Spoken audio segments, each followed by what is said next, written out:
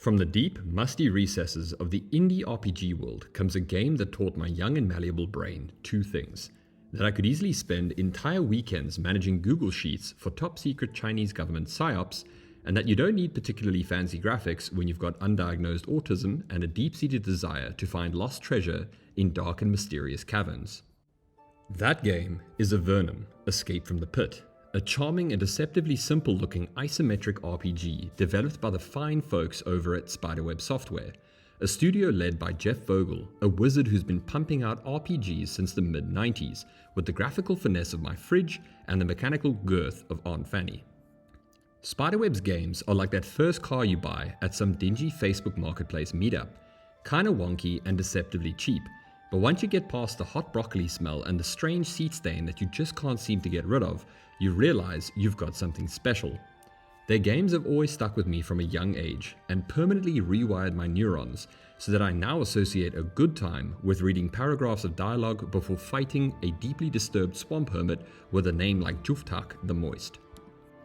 Your party, a ragtag bunch of mercenaries, hobos, and furries, are banished from the overworld and the light of the sun for the removal of the king's testicles.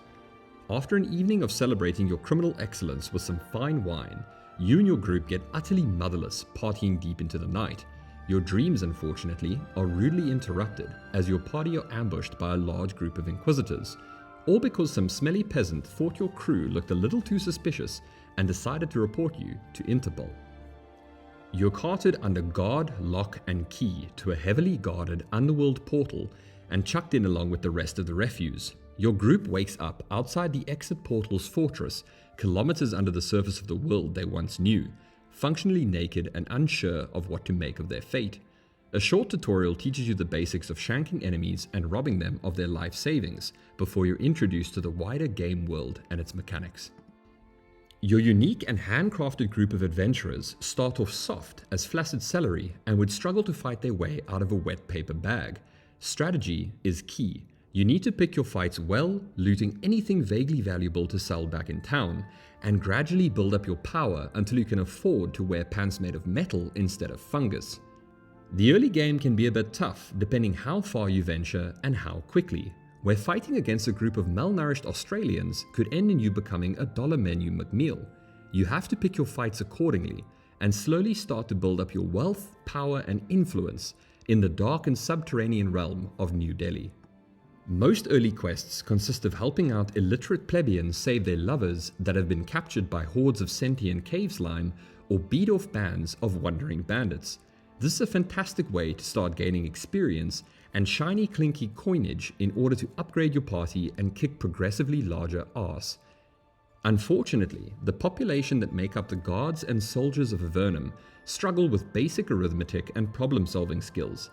This is due to their diet mainly consisting of highly concentrated mushroom ale and questionable lizard jerky, thus rendering them incapable of offering any meaningful assistance to the common folk of the Avernite settlements. Some quests, namely those where you have to clear out the forts from entrenched monsters, can be handled in multiple ways. You can take the more espionage-centric Splinter Cell route, finding a hidden back entrance and surprising your foes while they're all wiped out from their communal gooning sessions, or you could attempt a full frontal assault and hope you don't get eviscerated by archers before you reach the front door to the keep. Not much feels as satisfying as clearing out a keep and finding magical and mysterious items from your fallen foes. The writing is where Avernum really shines. Solid, engaging, and often morally murky. You're not just running errands for crusty mushroom farmers.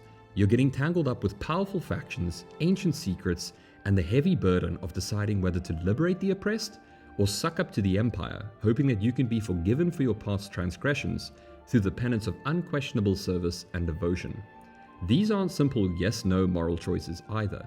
Vogel's writing has nuance, where every choice feels like it comes with trade-offs, consequences, and caveats. So yeah, that's my thoughts of Avernum Escape from the Pit, a game with charming graphics and sprites, a UI that actively fights you like it's trying to win custody of your kids, and layers upon layers of interesting lore, choices, and exploration. It slaps hard. Underneath the layers, you've got a compelling, mechanically rich, and well-written RPG. It's not going to hold your hand, however. In fact, it's more likely to tell you to go kill a Slytherikai with a soup spoon.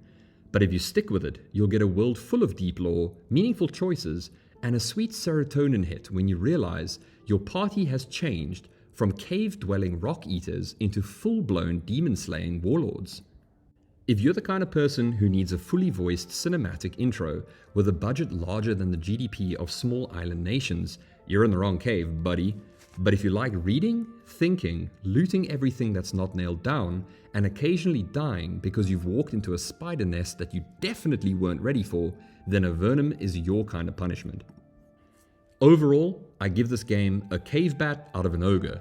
Make of that what you will. So go ahead, embrace the jank, betray the empire, free some mushroom huffing crackheads, and maybe, just maybe, you'll escape the pit.